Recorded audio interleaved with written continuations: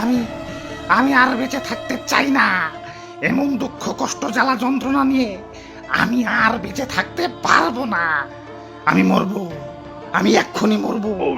আমি এই নদীতে ঝাঁপ দিয়ে নিজের জীবন বিসর্জন দিয়ে দেব। আরে করো কি খারাপ। আত্মহত্যা মহাপাপ জানো না? আত্মহত্যা করলে তো ডাইরেক্ট জাহান্নামে যাইবে। আর জাহান্নাম, আমার জীবনটাই তো জাহান্নাম হয়ে গেছে। এটা দেখো, এটা মানে কি বুঝো? এটা মানে তো কোনো কিছুর উন্নতি হইতাছে, উন্নয়নের গ্রাফ। এটা তাই তো দেখা যায়। তোমাকে মতো এটার আমি উন্নয়ন ভাইবে এত বছর চুপ আছিলাম, পরে রিসার্চ করে দেখি এটা তো উন্নয়ন না, এটা তো বেকারত্ব দিন দিন বাড়তাছে। এটা তো দ্রব্যমূল্য দিন দিন রকেটের মতো উপরে উঠতাছে। এটা তো ট্রাফিক জ্যাম দিন দিন চরম হইতাছে। খুন, ছিনতাই, ধর্ষণ, চাঁদাবাজি এগুলো তো কন্ট্রোলের বাইরে চলে যাইতাছে। আর দুর্নীতি, মাশাআল্লাহ সুবহানাল্লাহ, এই দুর্নীতির কথা যত কম যায় ততই ভালো। আত্মসম্মান বোধ বলে তো কিছু আছে নাকি? আশেপাশের দেশের কাছে আমার মান সম্মান তো তলানিতে ঠেকে গেছে।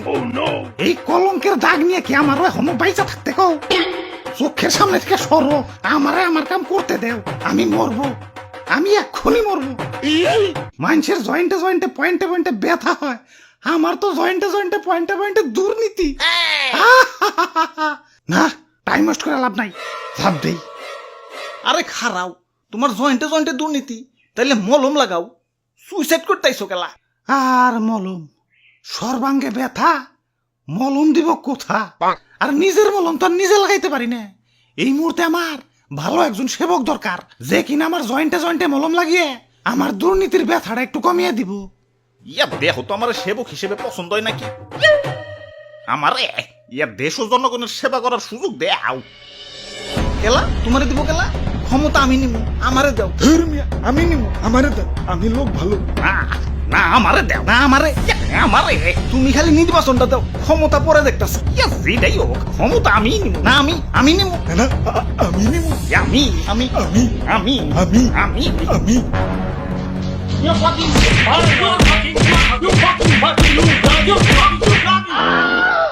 আচ্ছা মারামারি করে লাভ নাই, যোগ্যতা ধামো মাঠে। আমি 10,000 মানুষ নিয়ে মিছিল করুম। আমি পারি না, আমি 11,000 মানুষ দিয়ে মিছিল করুম। আমি বাদ থাকো মুখে, আমি 12,000, আমি 13, আমি 14, 15, 16, 17, 18, 19।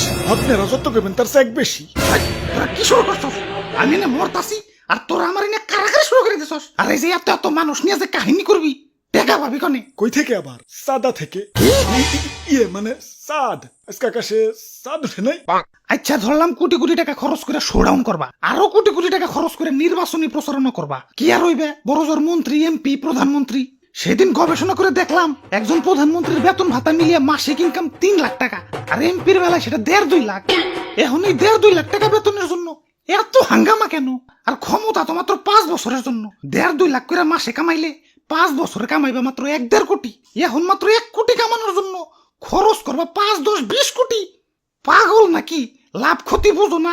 হিসাব বিজ্ঞানে অটো পাস পাইছিলা নাকি? আরে কি যে কও, মানসি কি লাভ করার লেগে রাজনীতি করে নাকি? রাজনীতি করে হইলো দেশ ও জনগণের সেবা করার লেগে। সেবা না কসু বাস দিয়ে খাড়া করিয়া থইবানি। নির্বাচনের আগে কোটি টাকা খরচ করবা, তোমাকে কি আর সরকারি বেতনে পোষাইবো? পরে তোমার উন্নয়নের বাজেটে নজর দিবে। পরে দুর্নীতি তো কমবই না, উল্টা আরো দুর্নীতি প্লাস বি হলুস করে রয়ে যাইবে। না ভাই, যা করবার আইছি তাই করি। আমি মরি গে। রেডি? 1, 2, 3। কিরে মরি না কে? আরে তোরা কারা?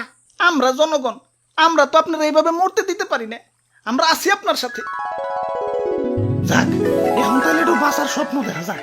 ওই অমুক নেতা তো শোডাউন দিতাছে, তাই আমাকে কি খালি তো শোডাউন দিতাছে না, উনি গেলেই বিরিয়ানি আর পকেট খরচ ফ্রি দিতাছে।